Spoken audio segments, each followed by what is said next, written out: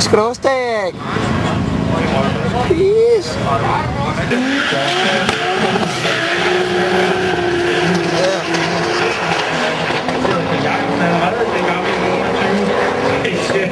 Så er der ingen hindring, hvis det er OB til den første. Han kommer i mål i tiden. 12.84, Kjeld Jacobsen. Og det er hans næstbedste tid.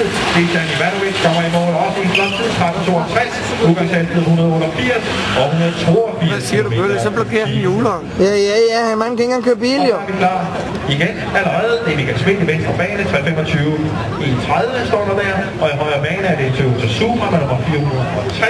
Er det Daniel Nielsen.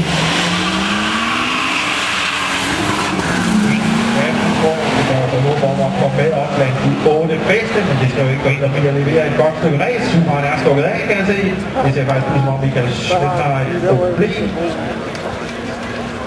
I mål kommer han da i hvert fald 5.11 til Daniel Nielsen i Supraen, 18.84 til Michael Schmidt i BMW'en, en udgangshastighed på 86, antyder at det er en